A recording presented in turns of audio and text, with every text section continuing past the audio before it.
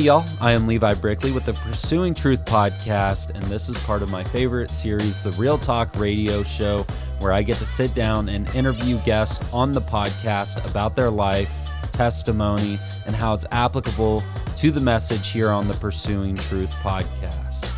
On this series, I'm releasing an episode every week for the next month, so there will be 4 episodes from this conversation that I had with my brother, Rusty Pickens, in Southern Indiana, out in his pole barn. I packed up the studio, went from Kansas to Indiana, and we had an awesome conversation about his true American success story, rising through the ranks in a box company, and all of the in and outs of his experiences with family and personal challenges. I believe that you as a listener will be able to pull some type of motivation, some direction, maybe something that inspires you to continue going in your day-to-day life when things get difficult. Rusty did an awesome job, and I was thoroughly happy with the way it turned out. I was not overly happy with the way the video quality turned out, so bear with me on these first 2 episodes. The 3rd and the 4th are a little bit better, but return next week for another episode and enjoy. One of my older brothers, Rusty Pickens, with me, and we're just going to kind of talk about his success story and what's going on in the workforce. Rusty, you want to tell a little bit about yourself? Yeah. Well, as Levi said, I am one of his older brothers. Keep me in line. Many older siblings. I am, 4th in line? Yeah. I lose track. At some point, it's just a big blur. You know, like I always tell Mom, she gave birth like a pack of cats. Right. At some point, you just fall into the fold. Yeah. So you got 4 kids. 4 kids, 3 boys and a girl. They are all officially teenagers today. My youngest daughter turns 13 today. Does that make you feel old? I don't know how I feel. How old are you it's now? Weird. You're I'm 40. 40. Yeah. Wow, the big 40. You know, I feel like I'm on my downhill slide to 30. Shoot. I can barely remember 30. It was just like last year, right? No. Yeah. It's just, I think 40s are fun. Why is that? I like this age that my kids are in. They're out there learning how to be more independent, and I relate more with them. Whereas kids, you just kind of like, I don't know. I think if I was a mother, I would be better. Why is that? Because mothers nurture better. I do not. Yeah. I've got a little mom's personality, though, in the nurturing. So you would say almost like a little bit standoffish from nurturing, or? I don't know. Maybe it's just I don't have the patience for your issues. And kids have issues because every bump hurts. Every, drama's always there. Teenagers still have drama, but, if they get hurt, you know what? Suck it up. Yeah, it's kind of that dad perspective of like, get up, brush yourself off, get back to work, right. Get back in the game. And there isn't so much empathy and compassion for a little bit of pain that you experience. Now you're understanding life. Yeah. Which I think is good. That was one good thing I think Mom did for us. For a period of time, you had an absent father. There wasn't a man in the home. And your experience was a little bit different than mine, of course, because your dad was still kind of in the picture for a long time. And then, he got remarried and. Yeah, it's awkward because as a kid, Mom and Dad divorced when I was 5. Mm-hmm. So it was awkward because you don't know who you are. You have no idea what life's all about. So you're thinking, oh, this is life. Mm-hmm. Right? And then Mom starts seeing your dad, right? And you've talked about a little bit of his issues. Mm-hmm. I got a totally different perspective on it than what you had to deal with. And plus, it wasn't my dad. Yeah. So I had a different relationship with him. Mm-hmm. I mean, and, as an alcoholic, it's hard to hold the job. Yeah. Because alcohol becomes your priority. Mm-hmm.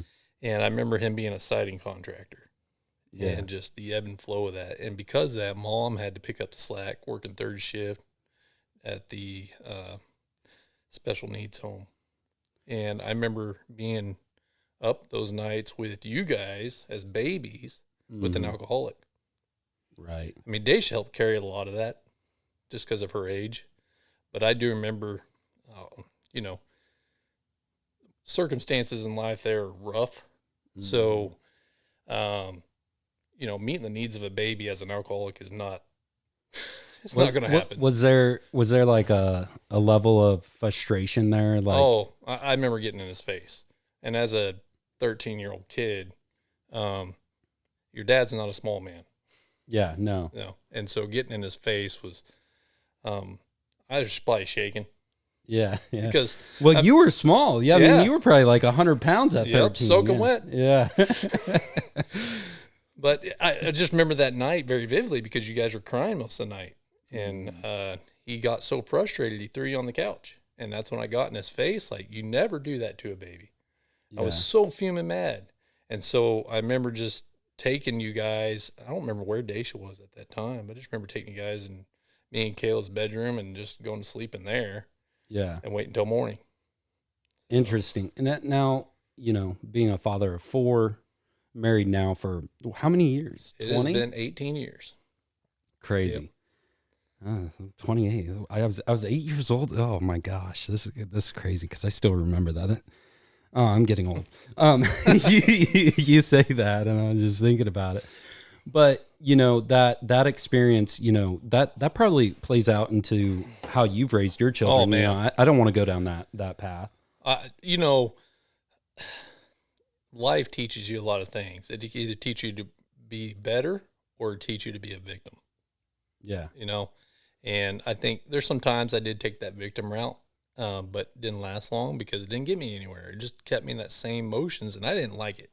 Yeah. And I think it took me a while to grow up, and I think it was really with Aiden that that's when it clicked. That I need to get over myself and get past, how my emotions are and be logical about life and what I have to do to take care of what I just created. And you were 22 at the time, right? When you had Aiden? When she told me, I was 22.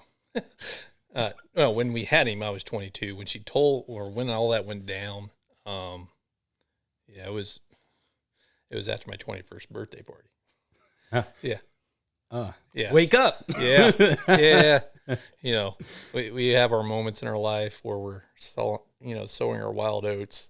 Yeah. And, when you're so into yourself, you don't think about what you're doing to others. And that was one of those moments where, hey, we both were kind of in that moment. She was actually engaged to another guy, and it wasn't going to work. I just helped push it over the edge.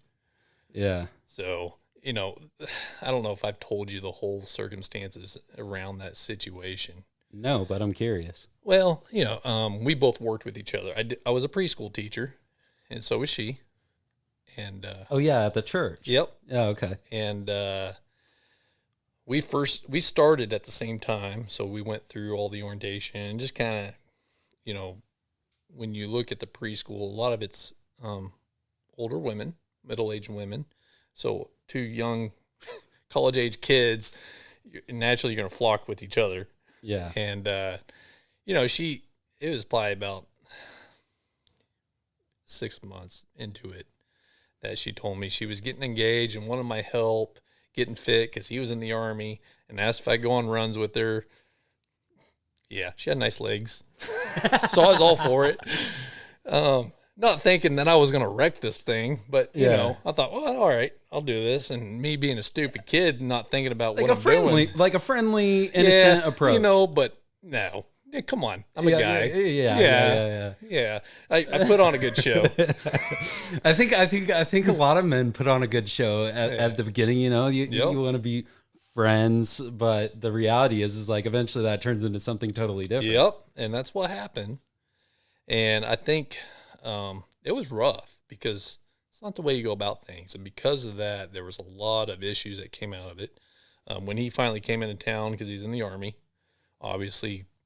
She had to pick. Yeah. Right? Who you with? And so it was kind of a back and forth thing, and I got fed up with it, honestly, to a point where, you got to make a decision. And she told me she was pregnant, of course, and I'm freaking out, and that she was going to go to Colorado to stay with some friends, get her head cleared on what she was going to do. So I was like, okay, this is going to be weird. Yeah. I wasn't ready for this. Yeah. So, it's about a month later, she calls me in Colorado and said she miscarried. That she miscarried the baby, and just let me know so I didn't have to worry about it. So I'm like, okay, I can get on with my life now. I don't have to have this overhanging my head. Yeah. So, again, stupid me, I get in another relationship, because... But as if it's not already complicated enough. Let's complicate it. Let's compound my issues, right? Yeah. So I want to say it was just a couple months before Christmas. She's knocking on my door. And she's like, I need to have a conversation with you. I'm like, okay, what's going on? She's like, well, I'm still pregnant. I'm like, what? And she proceeds to tell me that she was planning on having an abortion. And she just couldn't go through with it. And that's why she originally called me, told me she miscarried, but she was actually going to go have the abortion. She couldn't go through with it. So, I'm like, okay, well, this is a mind job. Mm-hmm. So I said, well, I got some things I got to figure out. So I did a lot of praying. At that point, I was like, I need to get my crap together. So I did a lot of praying, and I felt like God was leading me that I need to have somewhat of a relationship with her for my child's sake. Mm-hmm. And so for the next month, I went back and forth on what I do, because I was still in this relationship with this other girl. She's a good girl. Yeah. Good head on her shoulders. It seemed like she had her crap together. And, throughout that month, I thought, I'm going to ruin her life. Yeah. So I kind of came to her and said, look, here's the situation. Here's what's going on. I don't feel like this is fair to you. So, for the sake of, our relationship, because we weren't that tight yet. I felt like it was just better for her to move on. And because I was just having a mind job of my own, that, I'm going to have to work on my relationship with this woman that now carrying my child. And I just feel like that's too much conflict and too much issues for her to have to deal with. So we separated. I think we were both kind of like, that sucks. She was hot too. So kind of all checked the boxes. Right. But it wasn't fair. Right. Yeah. These were my decisions I made in the past. She wasn't a part of it. And I just didn't feel like it was right to carry into it. So, through that, I started praying some more. And so I was like, well, I need to start building this relationship with her just so, for the sake of my child, he has some stability, because I already created enough instability and he ain't even coming in the world yet. And sure enough, what I loved about her came right back. Mm-hmm. And so I... What do you mean? What you loved about her? She's fun. Yeah. She's got a fun personality. I'm a very dry guy. So she's a good compliment to me. Yeah. And so I needed that, and I enjoyed it. She is colorful. Yes. Yeah. She got me out of my comfort zone. Yeah. She really did. And granted, she was hot. That checked another box. But I think her belief system lined up so much with mine. There's a couple things here and there, but, I like stretching myself too. So I enjoyed the rub. So she challenged me in many ways. Mm-hmm. And so it just worked out well. And I thought, you know what? As I just fell in love with her all over again. Mm-hmm. I thought, I want to be married before this child is born. Right. So it was kind of a shotgun wedding. So you're just like, boom, boom, boom. It was, absolutely. Just to kind of like summarize that, you're like kind of just living your life, 21 years old. Boom, she slams you with being pregnant. And then next thing you know, you're living life, you're rolling through it. And then she's like, hey, never mind, I'm not having the kid. And then she's like, wait, yeah, I am having the kid. I want you to be part of the life. And then you're like, all right, well, let's get married then. Right? That's awesome. So I wouldn't have done it any other way, though. Yeah. Well, and I would say, now 18 years later, that's really been a blessing for you. Oh, absolutely. Now, granted, have I done stupid stuff in 18 years? Absolutely. I just, again, I fall back to, I'm glad she has similar beliefs to me, because in the world, she had all the rights in the world to walk away and say, no, I don't want to be a part of this. Right. Because I did enough crap to her. Right. But she's committed, and she knew that marriage vow was a commitment to me. And, you know, ultimately, I felt the same way, even though I've screwed up. But she had that commitment, and we had to work through some heavy stuff. You know, our marriage had been full of heavy stuff. If you know, that first year was downright terrible. Because, you know what, we get married in March. I want to say that same month is when we found Mom had the tumors in her face, which is kind of... Oh, yeah, in her, what was that, in the left side of her cheek? Yep. And then my dad gets out of prison. That was all going down. And then July is when Caleb had his accident. Yeah. So it was like, man, you want to pack it all in the first year of marriage so you can get it all over with, because, you know, we have a child 2 weeks after we get married, and then all this other stuff happens in life. What a challenging year it would have been for you. It was wild. 22. Yeah. You know, what's actually interesting, and the reason why I wanted to do this out here in Rusty's shop is because the Mustang was Caleb's, and you know, it's kind of interesting. Yeah. A little backstory on the Mustang behind us. Just take a little break here. Is the Mustang, after Caleb passed away in his motorcycle accident, Mom inherited the Mustang. We drove around in the Mustang for like 5-6 years. I kept thinking, man, she's going to destroy that before we can restore it. Yeah, because I don't know how many times she ended up in a ditch after snowstorms coming from Wichita. I mean, I can count like 5 or 6 different times. You know, I think there's still paint scratches all over. but as you can see, I mean, it's all tore up, hood's off. There's actually some parts around the corner here, and it's just all of that. You know, it's just your story. I think that a lot of men can really take something crucial of what you said here, was you being in the relationship with this. You being in the relationship with this other woman, and you probably never had to have a conversation like that with a woman. No, no. And how do you approach that? Ultimately, a child should take away your narcissistic self. Honestly. And I think that's what did it.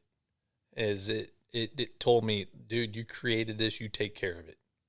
And it just own it. Responsibility. Absolutely. And so what does that mean? It doesn't mean just physically. Yeah. There's a lot of emotional and mental health that you have to, that's more the work than the physical. Right?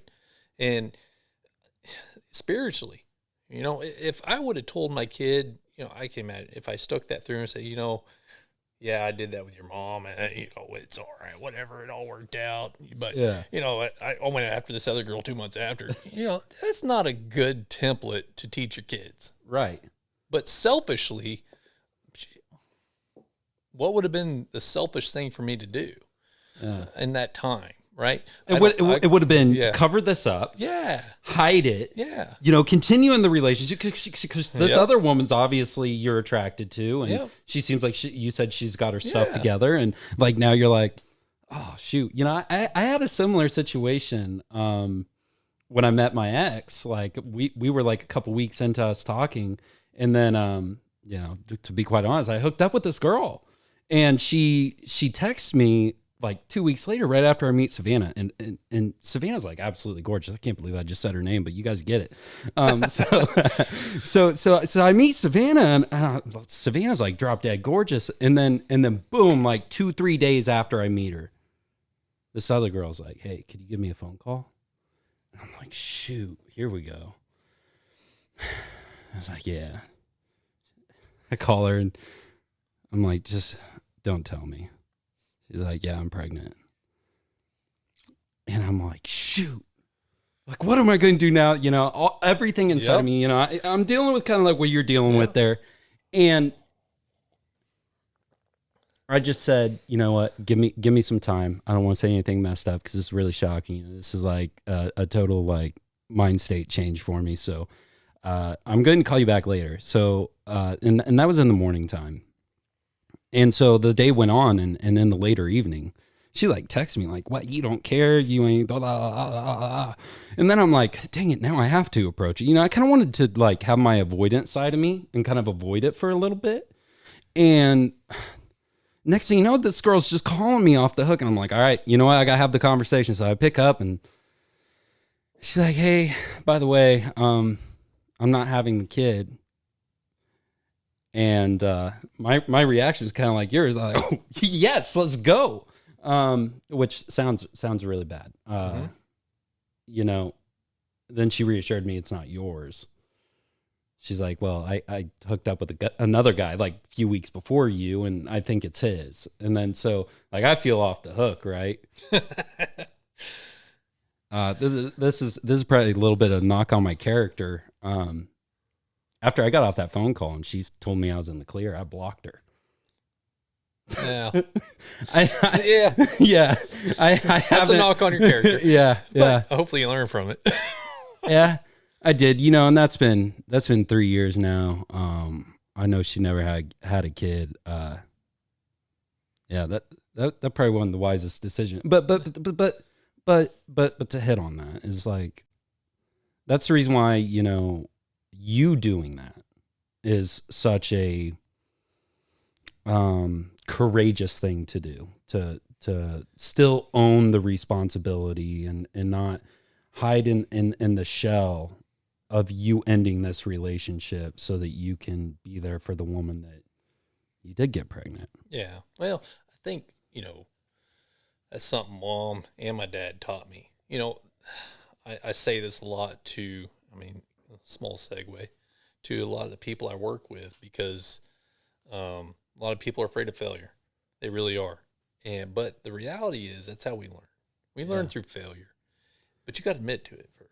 Mm-hmm. And I felt like mom didn't have a problem admitting to her failures. No. She didn't. And she taught me that. Yeah. I felt like dad taught me the victim side. Mm-hmm. So I see which one I want. Which one do I want to live with? Right? Even though there's times in my life that I much rather have that victim card. Yeah. Well, but it's a short feeling because it just keeps you wallowing in it. Mm-hmm. And it's like, man, this sucks. It's draining. It sure as hell isn't virtuous to be a victim. No. And for some reason in this culture, it's like, oh, well, I got to be a victim in order to make me feel good and everybody accept me for who I am. You're and never going to get that feeling being victim. Exactly. Well, and I think, let's hit on your career. So now you have Aiden. Yep. Now you're married. Yep. And obviously being a preschool teacher isn't going to, well, actually, we lost our job at the preschool. It was a Christian-based preschool, and I'm doing something that's not a good example, right? Right. So they know the gym teacher is pregnant with, Rusty's kid. Yeah, that's a problem. So anyways, I had to find a new job. Yeah. This is all same timing because I straight up went there and told him, I said, look, Amber's pregnant. It's my baby. I own the consequences. They let me go. So I had to go find a job. So that's when I went and did car sales. Absolutely hated that job. Yeah. That was terrible. Well, not only was it car sales, it was like high-end cars. Yeah. It was like, what it was a Mercedes-Benz dealership, right? Lincoln and Mercury. Oh, okay. Yeah. Yeah, still kind of. But I sold used too with it. So I was kind of wearing both hats here. And, professional guy to, slick my hair back. No, that's not how we were. But greasy hair. I did that for about a year. I hated every minute of it because I'm not a sales type of guy. Yeah. Well, you're naturally not a very outgoing guy. No, either. I'm not. I'm a little bit more introverted. Yeah. But it paid the bills, but it wasn't consistent. And that, looking at timing, I felt like God got me out of there when I should have, because a couple of years later is when the economy took a tank, car sales dried up. So he got me out of there in time. But the crazy part about all this, so now here I am, just newly married, a year into it, have a child, changing jobs. And, I kind of upped and left the dealership, another failure I had, without a job. I got mad one day and said I quit. I've done it. Yeah, and I went home, told Amber, she's freaking out because how are we going to pay bills? So I had to go find a job. And fortunately, I knew a house set for somebody, earlier on that was an HR person at a local manufacturer there, box company. And she said she'd give me a job there, making $8.50 an hour at the time. Now, this was a temp agency. Yes, it was through the temp agency. And she said, if I prove myself, they hire me. But, going $8.50 an hour wasn't anything. Yeah. Well, still, you think about it nowadays. 2006? Yep, 2005. Yeah. 2005, May 2005, I did that. And within a couple months, it got me $10.50. But, you're struggling to get by. I remember we didn't have a good vehicle. And Dad had an old 86 Ford Aerostar van. Maroon. Yep, it was his fishing van that he gave to me that I had to start with a flathead screwdriver. Yep. And I remember, that thing was a turd. Oh, I remember being on South Pawnee. Yeah, you were with us, weren't you? Yeah, I remember being on South Pawnee and Harry or something like that. In the front passenger side tire popped off and rolled into this like brand new Corvette or something. No, it was a Saturn. Oh, it was a Saturn? Because it was all plastic, so it was great. Yeah. Went across, that's a major intersection there. 31st and Pawnee, I think is what it was. Yeah. Goes across that intersection through, 4 lanes of traffic? Yeah. Nails the side of that Saturn, puts a giant dent in it. And, that's a humbling experience. I tell you, it'll chase down that tire to put it back on. Yeah. Oh, I'm so sorry. Yeah. Unfortunately, that girl that it hit, she was very nice. Yeah, I remember that. Yeah. She's like, I hope you're okay. I'm like, yeah, I'm just an idiot. Right? And then you're over here shoving the flathead into the ignition. Yep.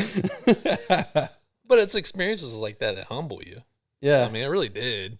And it made you appreciate the growth in life and see what I came from. But, finally I get out of that van and I buy that Mercedes. I don't remember that. Gray. It was tannish gray. Yeah. 1990 190E. I love that car. But that was a beast. Yeah. But, I felt, like I made it. Yeah. Even though the car was 20-some years old. Yep. 25 years old, whatever. Yes. Yeah. And I feel like, man, I'm making something of my life here. Yeah. I think at that point now, I'd moved my way up as an operator on the machine I was on, making $12 or $13 an hour. So I'm like, man, I'm scoring. Which actually probably wasn't that bad for that time. That's pretty good money. And at that point, I felt like, man, I've got this momentum behind me. I've got this figured out. Like, man, I just stay working. Keep grinding. I remember, I think that job, I was built for manufacturing because I feel like I accomplish things with my hands. And that's just the type of person I am. I like accomplishing things with my hands. Yeah. And so manufacturing fit me well, let alone the industry I'm in, because every day's different. Yeah. And it's not assembly line. Yeah. It's really not. When you think manufacturing, you think of assembly line. It's not assembly line work because literally every job we do is different. Yeah. And so it kept my attention. Right. And, I deal with paper. Paper constantly is moving. So it was just fun for me. Every day was challenging. Right. And what excited me more was meeting goals. Yeah. Right? You want to really motivate people, help them achieve goals. Uh-huh. And then they just get excited. Yeah. And, that's what kind of really got me going, I think, in success is feeling my own accomplishments and doing so, bringing others along with me in that process. I remember running my machine, and the first shift operator guys, they've been there 20 years. And so they're like, yeah, we can run circles around you. I'm like, you know what? I want to show these guys up. Yeah, there's that natural competitiveness as a man. And it was funny because it was a time where we just got bought out. The company got bought out to a bigger company, and they liked that healthy competition too. So they started comparing machines across the country, and so we could get on this dashboard and see how we're doing. And I'm like, you know what? I don't like being number 10. Yeah. I want to be number one. That's actually like just the philosophy behind that is really fascinating because it's like, hey, we're not going to compare machines here in this manufacturing facility. We're going to compare machines to people that we don't even know. Yeah. So then we become a team. Yep. And so we bust our tail even harder because we want to be number one, yo. Yep. Yeah, I like that. Yeah, it was fun. Yeah. And I honestly tried to run that machine into the ground. It was a whole lot of fun, and in doing so, it got me the right attention, I guess you could say, for growth. Mm-hmm. Because in that transition, there was a lot of people in and out, looking at, all right, what do we do with this business we just purchased? They want to get it fit to their culture, whatever. And me being green as all get out, not knowing the old culture, I'm just going with it. And I could see guys in that transition saying, you know what, I like the way things used to be, and quitting because of it. Right, which is normal. New administration comes in. Yeah, they're thinking they're going to close the doors. They don't like this place. They just purchase it just to get the competition out, blah, blah, blah.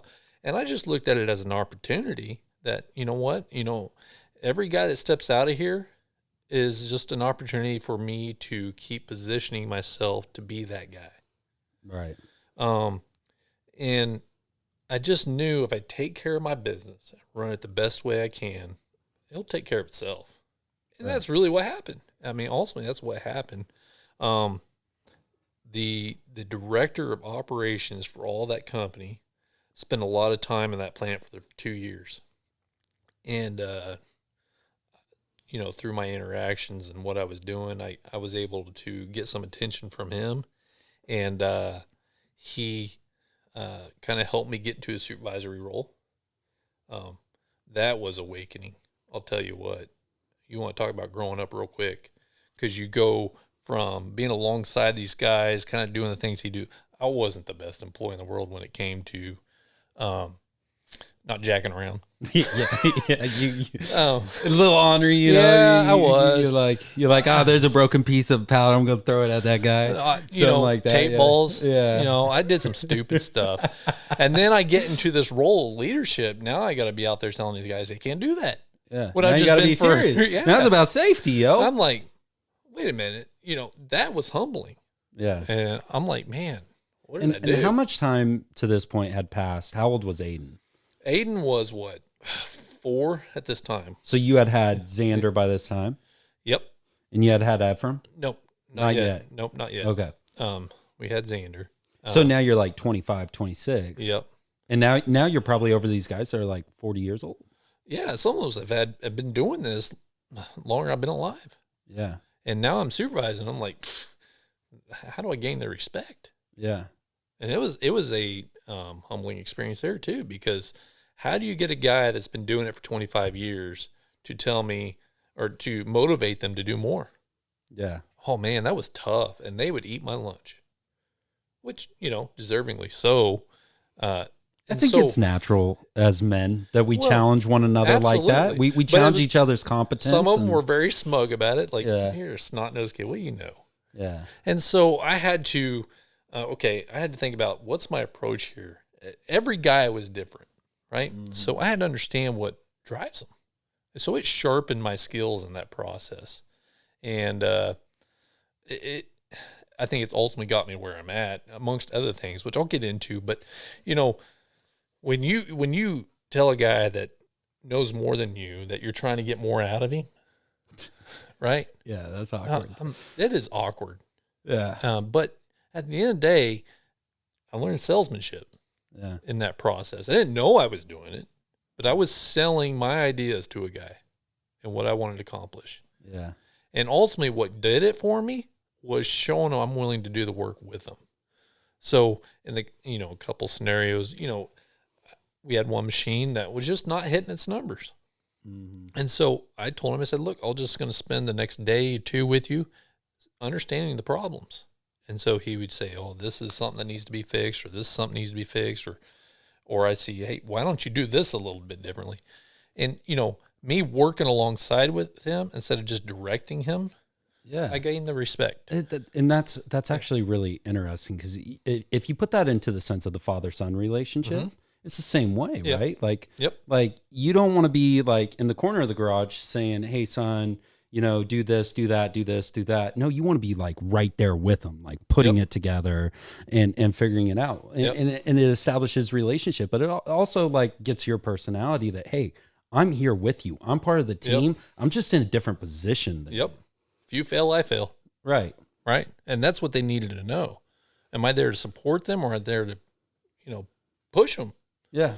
And a little bit of both, but it's, if I'm going to push you, I'm pushing myself. Mm-hmm. Right. And so what made it hard, Aiden was 4 and he was a year away from getting into kindergarten. I worked second shift, and Amber was not excited about me being on second shift with him being in school. I'd never seen him. Yeah. So we began kind of praying and worried, like, what are we going to do? I'm getting paid decent money now. I mean, I was a salary employee now, which I never knew that I could do that. What is that? Yeah, right? I mean, because honestly, you think about, what we grew up with, and either mom was an hourly worker or she had the in-home daycare. And so I had no concept of work life. Yeah. I mean, my dad worked at the airplane plant, and I didn't want any part of that because I saw the unions always striking. And I'm like, man, I don't want to be doing that crap. Yeah. I just want to go work for myself, if that's what anything. Yeah. Yeah. So, those things kind of taught me some stuff. So, but, at that point, I guess we were less than a year, because it was the spring before he goes, because he turned 5 in March. And, it come August rolling around, he's going to be going to school. And I'm thinking, man, what do I do? So opportunity showed itself at work. They needed a department head. Mm-hmm. And it was wild, the fact that I got that job.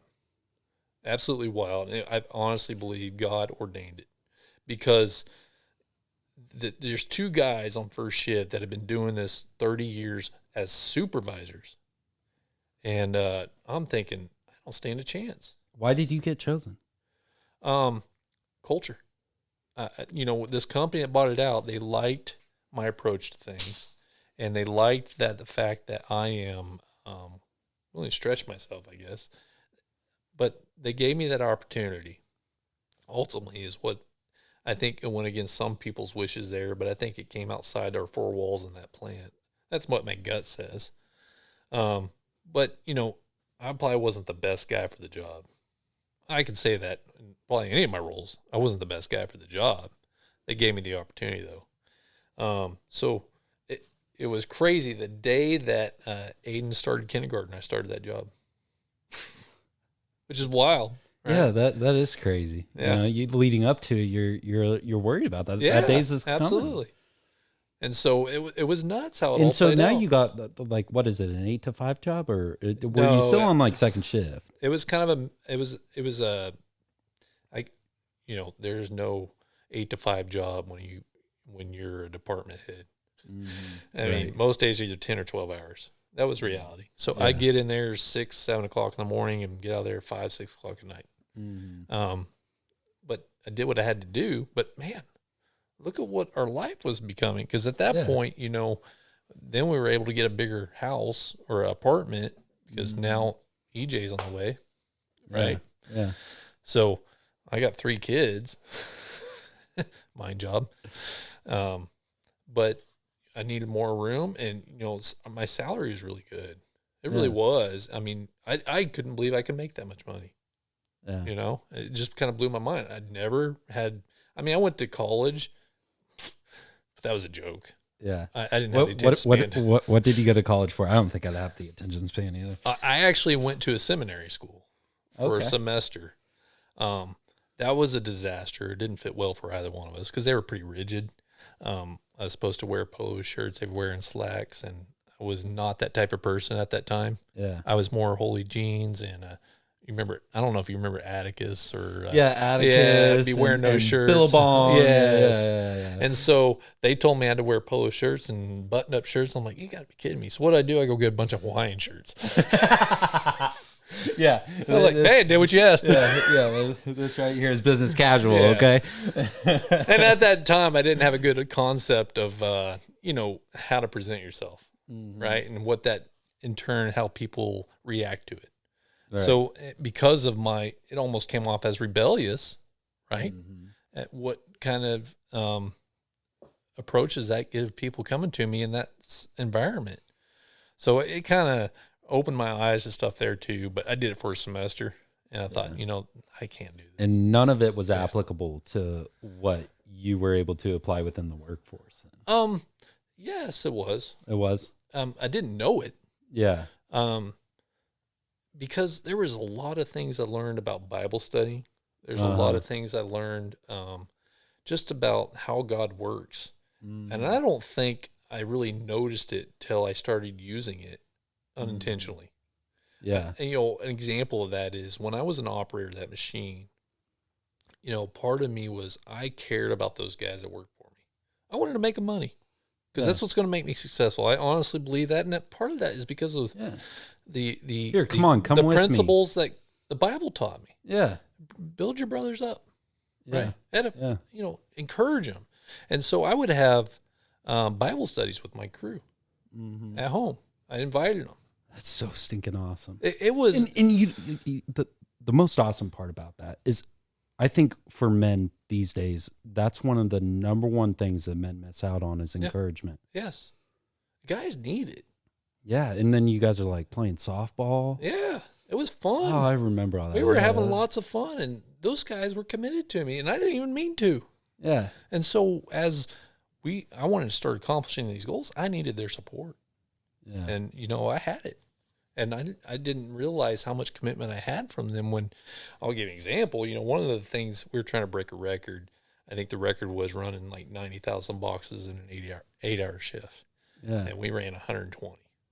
And if anybody's ever been in a box machine, you got to hand feed that thing. Yeah. And so that guy on the back end of the machine is working. Yeah. But he didn't do it by himself. Rotate. Yep. Because that's the type of crew we were. We rotate. Yeah. And so they knew they weren't going to have to do it by themselves. And they helped me accomplish that. So it was fun. And But what first happened was you humbling yourself to them. Absolutely. And establishing that relationship. Yeah. So that then in turn they had your back. Yeah, I'm not better than you. Yeah. That's why we're in it together. What's also interesting about that is I think at the beginning of your career, you never imagined being probably in a leadership position. Oh, heck no. I mean, if you knew my personality, it's like, I'll just stay in the background, let things happen. Yeah, right? I mean, I grew up in a family of, 11 kids? Yeah. You're a middle child. Yeah, and you just watch things happen. Yeah. I was probably a pretty quiet kid. I mean, you guys tell me I was a quiet kid. Yeah. And partly it's because I'm learning from your mistakes. I ain't gonna do it. Right. Let me just sit back and watch. That's kind of my whole thing too. Is like I say, I got to learn from some of you guys' mistakes as the youngest child. So I know it ended abruptly. There was no good way for me to make a cut to just have a real smooth transition into the next episode, but maybe it's a little bit of a cliffhanger for you. So you'll return next week. You guys make sure that you subscribe here on YouTube, follow us on Spotify so that you're notified when a new episode is released. Please leave a Apple Podcast review, as that will increase the analytics, get people to listen to these awesome messages that we're providing on the Pursuing Truth podcast. And you guys have a great rest of your week. Don't forget to return next week to another episode on the Real Talk Radio Show with my brother, Rusty Pickens.